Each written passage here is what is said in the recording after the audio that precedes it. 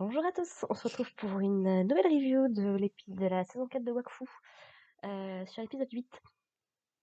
Alors, par quoi commencer? Euh, je vous ai déjà dit à quel point j'adorais les combats de Wakfu, tout particulièrement dans cette saison 4. C'est fantastique, franchement, ils ont fait un taf de malade sur cette saison. Par quoi commencer? Parce que là, je viens tout juste de finir l'épisode 8, donc je suis encore dans le truc. Alors, l'épisode commence, on a enfin, on a un combat Yugo Kyuubi, qu'on n'avait pas eu depuis la saison 2 du coup, hein. Et bon Dieu, ça fait du bien de se souvenir à quel point Kyuubi peut être puissant quand il veut, parce qu'il est beaucoup plus vieux que Hugo, il a beaucoup plus d'expérience. Et l'avantage, c'est que lui garde en mémoire toutes ses vies passées, tout ce qu'il a fait par le passé. Donc, ouais, ouais. C'était un combat vachement sympa. Vachement sympa. Donc, en fait, on a eu un combat, du coup, dans le ciel, en chute libre, hein, globalement, où bah, ils ont chacun fait épreuve de leurs différentes techniques. Parce que, du coup, Hugo a provoqué. Hugo a fait comprendre à Kilby qu'il ne lui faisait absolument pas confiance, comme on l'a vu dans l'épisode 7. On sait que c'est un portail héliatrope on sait que c'est un portail héliatrope qui lie le monde des 12 et le nécromonde. Et donc, bah, le seul, comment dire, le seul héliatrope qu'on connaît suffisamment puissant, c'était Kilby, ou presque. Sauf que Kilby, il avait l'héliacube à l'époque, quand il a ouvert le monde vers la choucroute. Et ça lui a pris un petit peu de temps, je crois, de mémoire quand même, hein. Donc voilà, ce serait facile d'accuser Kilby, mais je le sens pas. C'est pas Kilby. Ce serait trop simple en fait. Ce serait trop simple et je veux pas que ce soit Kilby le grand méchant. Il amorce sa rédemption et tout. Le pauvre gars, je rappelle quand même que le pauvre gars, il se trimballe les souvenirs de génération euh, d'Eliatrope, hein, parce que quelque part, lui et Oropo se ressemblent beaucoup sur le concept. Je me demande si ils se sont inspirés du cas de Kilby pour créer Oropo pour la saison 3. Mais ouais, donc on sait que Kilby, même s'il meurt, même s'il revient à la vie, bah voilà, il garde ses souvenirs, il garde. C'est pour ça en fait ça le rend complètement timbré en fait, parce que comment tu vas être sans d'esprit quand tu as des millénaires de souvenirs dans la tête? C'est le principe de l'immortalité, c'est que ça peut légèrement rendre timbré. Donc ouais, franchement, Kilby, c'est partie des méchants avec lequel tu empathies, tu vois. Nox reste le meilleur méchant de tout Wafu, ça je mourrai sur cette opinion. Et Kilby, il y avait quand même des trucs vachement intéressants à développer. Donc voilà, Hugo se lâche un petit peu contre Kilby et lui dit que bah voilà, qu'il est sûr que c'est lui, qu'il a fait des trucs pas sympathiques, alors qu'on se souvient que Hugo l'a quand même enfermé dans la dimension blanche. On rappelle que c'est une dimension où tout est blanc, il n'y a rien, strictement rien. Et le temps continue à passer, quoi. C'est pas juste ça. C'est ce qu'a fait Hugo en fin de saison 2, c'est de la torture. Et qu'il lui le rementionne ici, c'est qu'il l'a pas fait qu'une seule fois. C'est qu'il l'avait fait une première fois avant de mourir. Parce qu'on rappelle que qui lui était enfermé dans la dimension blanche et avait été ramené avec les Yakub et le Dofus de Gongal et de Chibi. Parce que Hugo, avant de crever, il y a des milliers d'années, quand il s'était fait attaquer par les mécasmes, s'était fait enfermer là-dedans, hein. Donc ça fait du bien en fait d'avoir la confrontation à Hugo Kilby parce que clairement il y a des trucs à régler. Et même encore aujourd'hui, même après cet épisode, je pense que Hugo il est toujours en mode je te fais pas confiance. C'est pas. Non. Et donc voilà, ils ont un petit combat, voilà. Euh, Kilby nous ressort son espèce de faux là de Wakfu qu'il avait déjà en saison 2. Qu'est-ce que c'est badass, j'adore. Et ouais, clairement, Hugo fait pas le poids face à Kilby. Il se fait rétamer, clairement. Donc bon. Et parce que oui, donc du coup, on sait que Kilby avait été capable de faire un portail, mais c'était pas le seul. Parce que Hugo avait été capable d'en faire un à la fin des OAV. Pour rappel, dans les OAV, ils avaient récupéré les Dofus héliatropes, et pendant que Cristopin était parti affronter Ogrest, Hugo avait utilisé le pouvoir des Sidofus héliatropes pour pour donc créer les héliotropes d'un côté, mais acquérir la puissance d'un dieu, quoi, globalement. Et en fait, c'était sur la fin du combat contre Grèce, quand tout était en train d'être détruit et autres, bah, il a ouvert du coup un portail vers la dimension des chouchous. Encore une fois, ça fait 2 fois de portail vers la dimension des chouchous. Est-ce que le Nécrommonde a un lien avec les chouchous? Parce que donc on sait qu'on a le frère de Rouchou qui est dans les parages, euh, et on a les yeux qu'utilisent la déesse et la trope qui font très chouchou quand même sur les bords. Donc, est-ce qu'il y a un lien quelque part thématique? Bonne question. Mais ouais, donc Hugo est totalement capable de le faire avec les Sidophos. Il n'y a pas que Kilby. On va en reparler parce qu'ils essayent d'utiliser. Parce que Kilby, du coup, veut utiliser les Dofus. Ne serait-ce que un, tu vois, pour récupérer son bras. On peut le comprendre quelque part, le pauvre. Donc bon. Du coup, ce petit combat mis de côté, il décide du coup d'aller voir ce qu'est ce portail, parce que Kilby est celui qui a la plus grande connaissance avec les portails de l'équipe. Donc ils y vont. Il dit ouais, effectivement c'est du portail héliatrope. Il n'y a qu'une seule façon de savoir comment ils font pour en créer et comment les arrêter. Bah faut plonger dedans quoi. Encore une fois, Kilby il est timbré, mais il a raison. Et donc du coup bah ils y vont tous. Ils arrivent dans le nécromonde.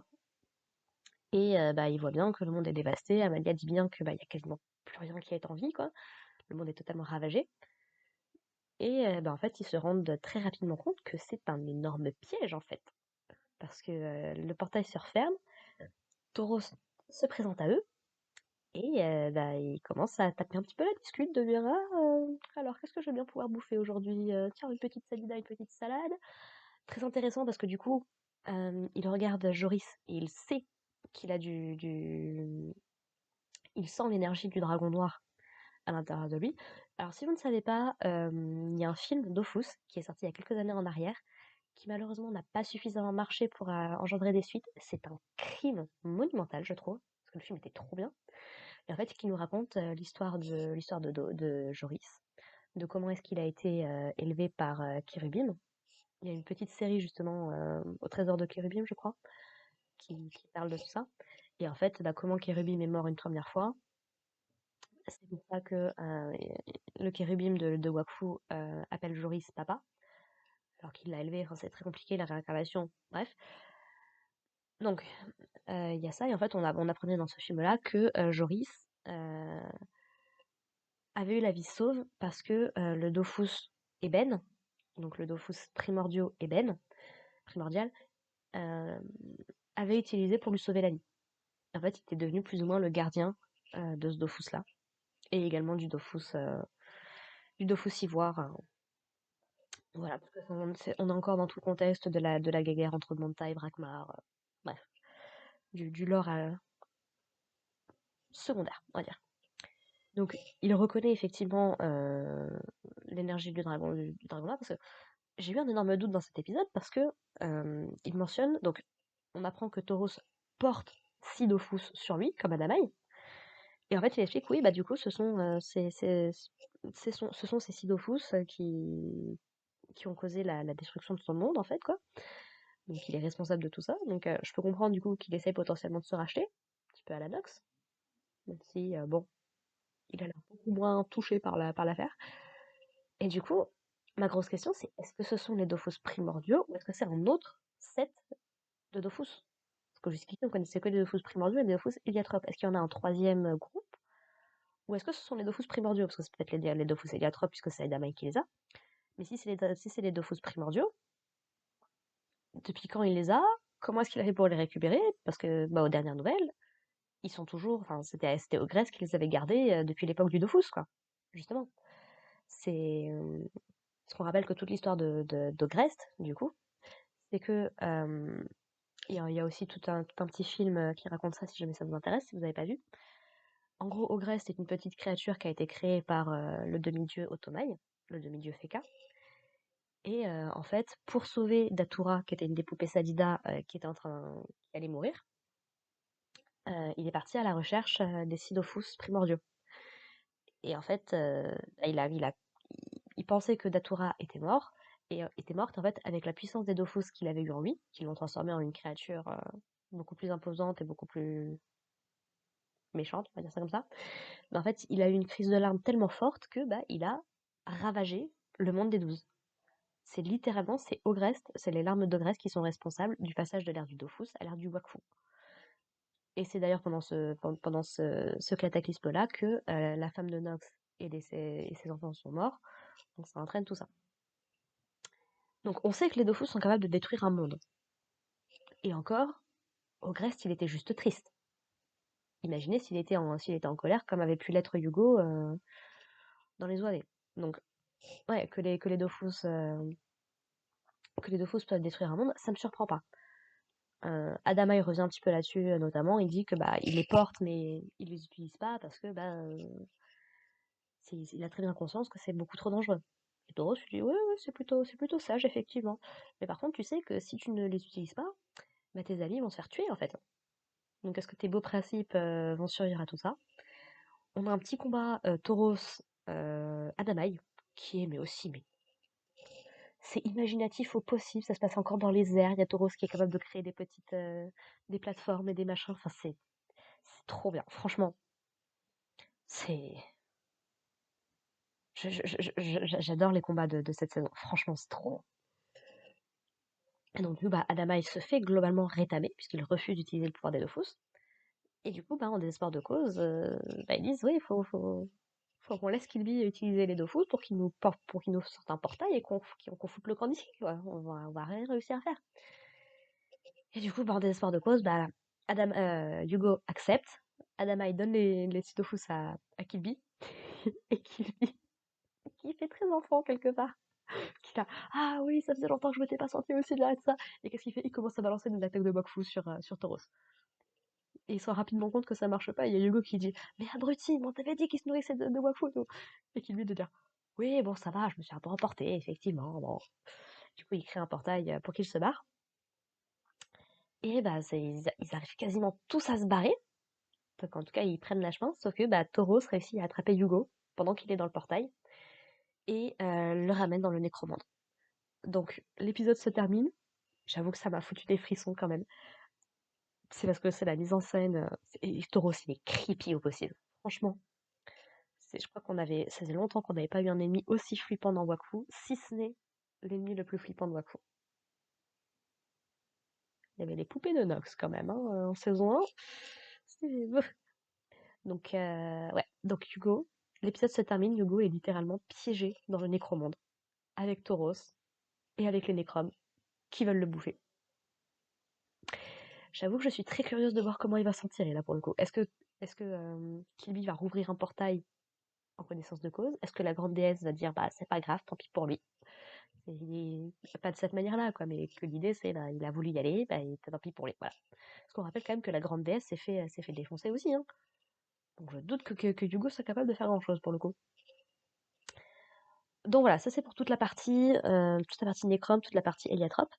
Une information très importante qu'on nous dit, c'est qu'effectivement, on nous confirme que c'est un portail Héliatrope, qui lui nous dit, après l'avoir traversé, j'en suis sûre.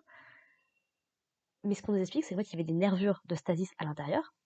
Et ce qu'on nous explique, c'est que bah, si c'est un Héliatrope qui a fait ce portail, il est malade. Alors, qu'est-ce que ça veut dire? Difficile de théoriser là-dessus. Est-ce que c'est malade au niveau du mental? Est-ce que c'est malade au niveau du corps? Difficile à dire. Est-ce que c'est un héliatrope qui aurait été transformé en nécrobe, potentiellement? Et c'est là que je me suis posé la question. Enfin, je sais pas, j'ai eu un flash à un moment, je me suis dit, mais est-ce que Tauros serait pas un héliatrope? Parce qu'on ne sait rien du personnage. Donc, ce serait totalement possible, en soi. Que Tauros serait un héliatrope. C'est une théorie qui peut toujours être dans les pages, parce que si tous les autres nécromes viennent de races du monde des loups, bah, un héliatrope aussi pourrait. Après, ça pose la question au niveau temporalité et autres, puisque les héliotropes sont censés ne plus être là. Ou alors est-ce que c'est un héliotrope, peut-être? Un héritage de l'époque d'Oropo, voire même d'avant? Mais ça m'étonnerait quand même que ce soit un héliotrope, parce que ça m'étonnerait que Oropo ne l'ait pas mentionné, qu'on ait eu aucun flash là-dessus. Je sais que Oropo a des flashs dans son épisode spécial, grâce à l'Héliacube, qui décidément c'est une saloperie ce truc, mais j'ai pas souvenir que ça concerne les nécromes ou autre. Enfin, bref, la théorie reste dans les parages. A priori, c'est un négatrope. Ce qui me fait également douter de Nora, parce que Nora, elle est bizarre depuis le début de la saison. Il y a clairement des trucs, parce qu'on sait qu'elle s'est barrée, mais on sait pas trop comment. On sait que Shim s'est sacrifié, qu'il a été transformé en nécrome. En fait, ce qui m'a mis la puce à l'oreille, ce qui m'intrigue en tout cas, c'est que la forme, déjà, c'est la forme des portails de Nora, qui dès la première fois qu'on l'a vue, elle n'a pas des portails ronds, elle a des portails en forme de losange, qui sont particulièrement similaires aux portails qu'on voit là dans cet épisode. Et qui est également le type de portail qu'on avait vu dans le trailer, le tout premier trailer teaser pour la saison 4 qu'on a vu il y a des années, pour nous dire la saison 4 existe et est en cours de production et tout. Et quand on voyait Yugo en forme adulte qui se battait contre un ennemi invisible et tout, qui avait une forme vachement chelou, bah, c'était un portail de cette forme-là aussi. Donc voilà, je sais pas jusqu'à quel point les idées qui étaient de l'époque ont été conservées jusqu'ici, mais clairement il y a des liens, il y a des trucs. Donc, et Nora, visiblement, elle a des espèces d'hallucinations des frimes, et elle est vraiment pas bien, Nora, hein. Ça se voit sur son visage, elle est en panique totale, quoi. Donc, est-ce que c'est Nora la traîtresse? Ce serait pas déconnant, c'est la première, c'est celle qu'on découvre à ce moment-là, dans cette saison. Je ne sais pas. Pour l'instant, honnêtement, je me laisse porter. Je me laisse porter par la série parce que je prends un super moment. Plus on se rapproche de la fin de saison, plus j'ai peur d'une déception, d'une décision à la con de l'équipe. Alors attention, hein, loin de moi de dire que je ferai forcément mieux, qu'il y a des contraintes, ils veulent de trucs et tout. Mais bon, j'ai tellement été mal de la fin de la saison 3 que j'ai toujours peur que ça se reproduise en fait. C'est le principe de quand t'as été brûlé une fois, t'as toujours peur que ça t'arrive une deuxième, quoi. Mais pour l'instant, la saison 4, elle est trop bien. C'est franchement, c'est génial. Donc voilà, donc tout ça, c'est la grosse partie de l'épisode. On a un petit retour de Ruel. On a un petit moment, on voit un Kama, je me suis dit, ah tiens, on voit un Kama, je me suis dit, c'est vrai que ça fait longtemps qu'on n'a pas vu Ruel, effectivement, qu'est-ce qui branle? Puis on rappelle que Ruel il est parti à la poursuite de sa femme, qui est en train de dilapider son pognon, hein. Euh, et en gros, bah voilà, on a un petit caméo de Ruel. Bonjour Ruel, qui Harpagon, elle a donné de l'argent à un refuge pour animaux. Et là, elle est partie pour ouvrir un hôpital, un orphelinat. Voilà. Bonjour Ruel, au revoir Ruel. Quel était l'intérêt de cette scène? Je sais pas, ils avaient peut-être besoin de combler l'épisode, je sais pas, fallait que ça fasse 22 minutes. Et on a une petite scène au début, du coup, où Évangeline et le reste de sa famille cherchent Flopin, qui du coup est parti et leur a laissé une lettre. Et où il lui explique globalement ce qu'il nous avait déjà dit, que bah il a besoin de se découvrir, de se chercher. Il a conscience que ça va faire du mal à sa famille, mais que il en a besoin, quoi. Et du coup, bon bah voilà, Évangeline accepte. Et Tristepin rajoute une petite couche en lui disant, mais tu sais, on n'était pas beaucoup plus vieux quand on est parti à l'aventure et qu'on s'est rencontrés, hein. Ils étaient déjà, c'était les plus âgés du groupe. Ruelle mis à part, au niveau des ados, c'était les plus âgés. Tristepin et Évangeline. Donc, mais ouais, ouais. Donc Flopin, visiblement, part faire sa vie avec son grand-père. Donc, on verra où ça nous mène. Il nous reste, je crois qu'il y a quoi? Je crois qu'il y a 13 épisodes à cette saison. Donc il reste 9, 10, 11, 12, 13. Il reste 5 épisodes. Pour conclure la saison, j'avoue que j'ai un petit peu du mal à voir comment ils vont faire. Parce que je sais pas du tout où va l'histoire en fait. Je me laisse porter vraiment. Mais bon, bah, on verra s'il y a des personnages qui reviennent, hein, qui restent. Donc je demande juste à ce qu'on ne tue pas certains personnages. Pitié ne me tuez pas Évangeline et Tristepin. Dans l'idée oui, parce que drama. Mais ouais, je suis vraiment curieuse en fait de voir comment ils vont finir cette saison, puisque du coup, à moins que je me trompe, ça va être la dernière saison de Wakfu. Puisque au niveau du jeu vidéo, euh, alors j'imagine que des gens continuent à jouer à Wakfu et à Dofus, hein, c'est pas le problème. Mais ils ont introduit l'ère du Waven. Donc, comment est-ce que les deux vont se lier? Je ne sais pas, j'attends de voir. Et je pense que je jetterai quand même un coup d'œil au manga qu'ils ont sorti, si j'arrive à mettre la main dessus, pour voir un petit peu bah, qu'est-ce que c'est tout ce délire, qu'est-ce qui se passe, du coup. Donc voilà. Et je me demande surtout quand est-ce qu'on va voir Hugo en forme adulte, en fait.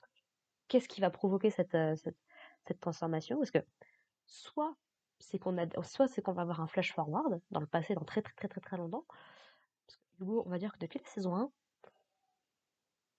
bon, évolution physique, c'est pas ça. On sait que les héliotropes vieillissent super lentement. Et c'est justement pour ça que Nora nous dit que ça fait des siècles qu'elle a cherché la déesse avec son frère. Donc, elle a des siècles d'existence. Elle paraît adulte, c'est normal. Et puis Kill Bill, lui, il date. Du coup, ce Kill Bill-là, si je me trompe pas, date de l'époque, il y a des milliers d'années. Après, est-ce qu'il a vieilli dans la dimension blanche? Je ne sais pas. Mais ouais, hâte de voir comment est-ce que Hugo va devenir adulte aussi. Donc bon. Voilà, du coup, c'est tout pour moi. C'était un super épisode, j'ai passé un super moment, j'ai hâte. Franchement, là, je suis revenue dans la hype Wakfu, ça fait 2-3 jours là. C'est, ouais. J'aimerais bien finir la saison ce week-end. Comme ça, je pourrais vous poster ma critique tranquillement, m'organiser sans problème, parce que là, effectivement, j'ai quelques petits problèmes de calendrier, mais ça va le faire, ne vous inquiétez pas. Donc voilà, sur ce, on se retrouve la prochaine fois pour l'épisode 9 de la saison 4 de Wakfu. Portez-vous bien, bye!